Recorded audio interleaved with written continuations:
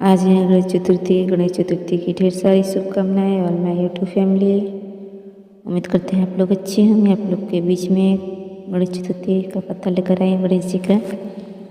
संकट चतुर्थी यानी गणेश जी के व्रत के दिन इस दिन महिलाएं अपनी संतान के लिए व्रत रखती हैं और पूरे दिन निर्जला कर व्रत करती हैं। रात को चांद के आने पर व्रत खोलती हैं। इस दिन गणेश जी और चौथ माता की पूजा होती है। ऐसा कहा जाता है कि गणेश चौथी के व्रत करने से संतान को लंबी आयु मिलती है और उन्हें संकट टल जाती है। यहाँ तक हम बता दें कि संकट व्रत करने पड़े जिन लिखी यानी कहानियों के बारे में इस व्रत को खासतौर से मनाया जाता है।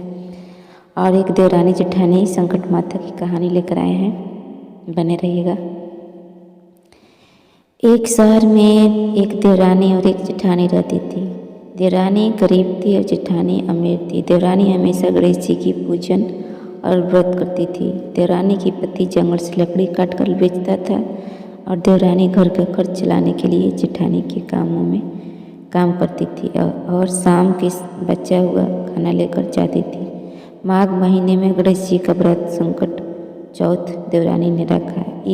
उसके पास पैसे नहीं थे, इसलिए उसने तिल और गुड़ लाकर तिलकुट बनाया। पूजा करके तिल चौथ का कथा सुनी और जेठानी के यहाँ काम करने चली गई। सोचा कि शाम को चंद्र को अर्घ देकर जेठानी के यहाँ से ले आया खाना और तिलकुट खाऊंगी।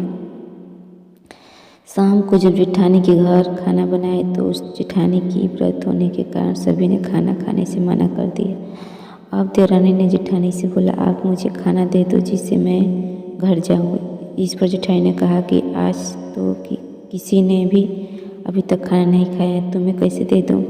तुम सवेरे ही बचा हुआ खाना ले जाना। देवरानी उदास मन से घर चले आए और देवरानी के घर पति बच्चे आस लगाए बैठे थे कि आज तो त्यौहार है, इसलिए कुछ पकवान आदि खाने को मिलेगा। लेकिन जब बच्चों को पता चला कि आज तो रोटी भी नहीं है मिलेगी, तब बच्चे रोने लगे। उसके पति बहुत क्रोधित हो गया और उसने कहने लगा कि दिन भर काम करने के बाद भी वह रोटी नहीं ला सकती हैं। वह बेचारे गणेश जी को याद करती हुई रोते रोते पानी पीकर सो गई। उस दिन संकट माता बुढ़िया माता के रूप धारण करके देवरानी के सपने में आई और कहने लगी कि सो रही हैं या जग रही हैं। वह बोली, कुछ सो रहे हैं कुछ जग रहे हैं। बुढ़िया बोली, भूख लगी है, खाने के लिए कुछ दे दो। देवरानी बोली, क्या दूँ? मेरे घर में तो अन्न का एक दाना भी नहीं है। पूजा का बच्चा हुआ तिलकुट छीके में पड़ा है, वहीं खा लो। संकट माता ने तिलकुट खाया। उसके बाद कहने लगी कि निमिटाई लगी है, कहाँ निमटे? तो उसने कहा, यह खाली झोपड़ी है, आप कहीं भी जा सकती हो, जी जहाँ इच्छा हो वहाँ निमट लो।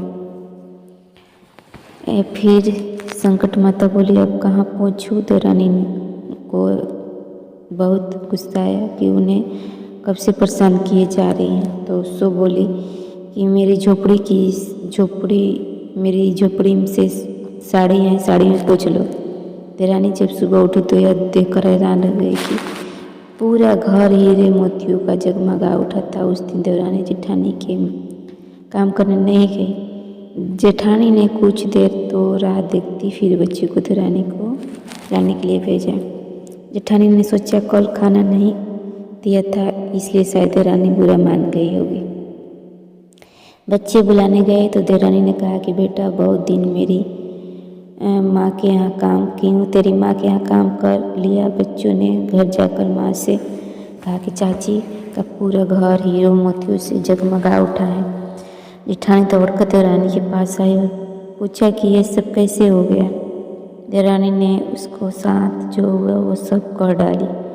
उसने वैसे ही करने की सोची। उसने संकट चौथ के दिन तिलकुट बनाया। रात को संकट माता उसके सपने में आई और बोली, भूख लगी है, मैं क्या खाऊं? जेठानी ने कहा कि अपने छीक में रखे हैं फल और में रखे हैं, जो चाहे खा लो। संकट माता बोली, अब निपटे कहाँ? जेठानी बोली, मेरे इस महल में कहीं भी निपट लो। फिर उन्होंने बोला कि आप पोछू कहाँ? जेठानी बोली कहीं भी पोछ लो। सुबह जब जेठानी देखी तो घर में बदबू गंदी अलावा कुछ नहीं था। हे संकट माता, जैसे अपने देवरानी की कृपा कि वैसे ही सब पर कृपा बनाए रखना, और जो भी इस कथा को सुने और पढ़े सबको मनोकामना पूर्ण करना है संकट माता। और एक इसी में दूसरा कथा है, लेकिन वो भी आपको सुना रही है। एक बुढ़िया थी, वो बहुत गरीब थी, दृष्टिहीन थी। उसके एक बेटा और एक बहू थे।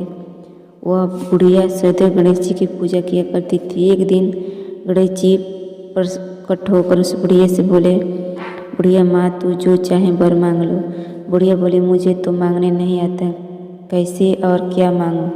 तब गणेश जी बोले, अपने बेटे से पूछ कर मांग लो। तब बुढ़िया ने अपने बेटे से कहा, गणेश जी कहते हैं तू कुछ मांग ले, बता मैं क्या मांगूं? पुत्री ने कहा, माँ तू धन मांग ले। बहू से पूछा तो बहू ने कहा कि नाती मांग ले। बहू से पूछा तो बहू ने कहा नाती मांग ले। तब बुढ़िया ने सोचा कि ये तो अपने अपने मतलब पे कर रहे हैं। तब बुढ़िया ने पड़ोसियों से पूछा तो उन्होंने कहा, बुढ़िया तू तो थोड़े दिन जिए कि धन क्या मांगे और क्या नाती मांगे? तू अपनी आंखें की रोशनी मांग ले, जिससे तेरी जिंदगी आराम से कट जाए। इस पर बुढ़िया बोली, यदि आप प्रसन्न हैं तो मुझे 9 करोड़ की माया दे, निरोगी काया दे, अमर सुहाग दे, आँख की रोशनी दे, नाती दे, पोता दे और सब परिवार को सुख दे और अंत में मोक्ष दे। यह सुनकर तब गणेश जी बोले, बुढ़िया माँ, तू तो हमें ठग लिया, फिर भी तूने मांगा है बच्चन को अनुसार सब तुझे मिलेगा।